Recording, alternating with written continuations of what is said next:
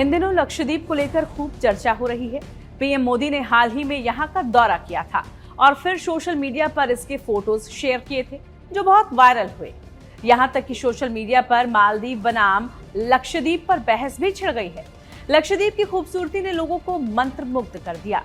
लेकिन क्या आपको पता है कि लक्षद्वीप भारत का हिस्सा कैसे बना?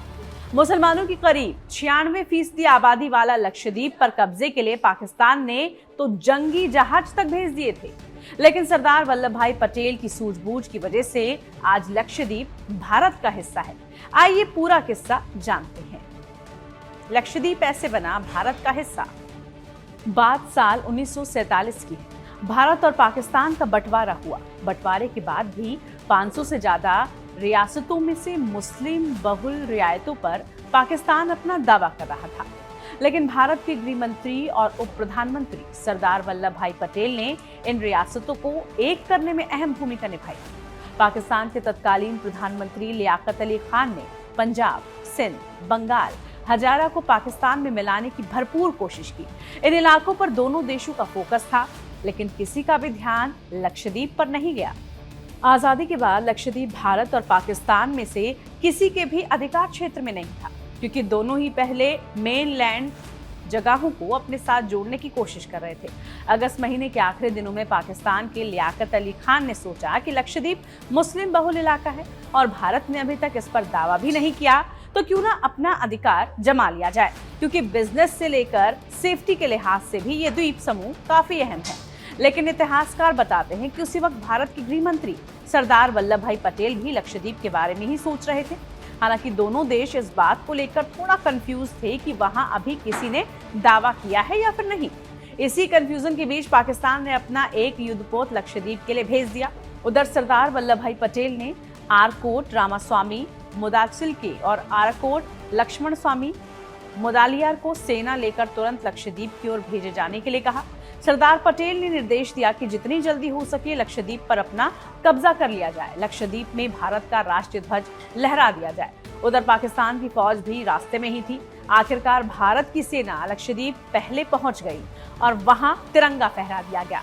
कुछ ही समय बाद पाकिस्तान का युद्धपोत भी वहां पहुंचा, लेकिन भारत का तिरंगा झंडा देखकर दबे पांव वापस लौट गया। तब से लक्षद्वीप भारत का अभिन्न अंग है।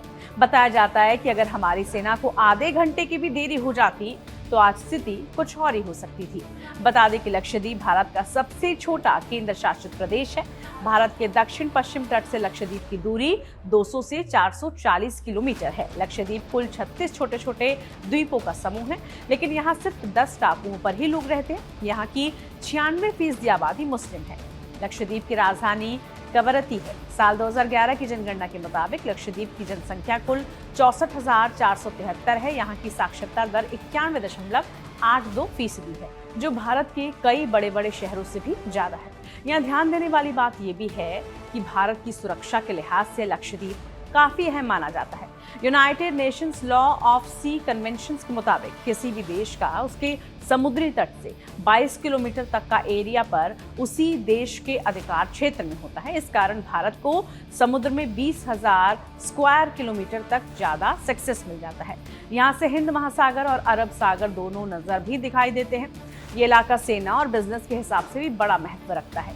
राजधानी कवरत्ती में भारतीय नौसेना का बेस INS द्वीप रक्षक बना हुआ है। इसे 30 अप्रैल 2012 को कमीशन किया गया था। चीन के लगातार बढ़ते दबदबे के बीच लक्षद्वीप आइलैंड पर भारत अपना मिलिट्री बेस तैयार कर रहा है। इससे चीन और पाकिस्तान से आने वाले किसी भी बड़े खतरे को टाला जा सकता है। ऐसे में लक्षद्वीप भारत के लिए एक बड़ा राजनीतिक महत्व भी रखता है।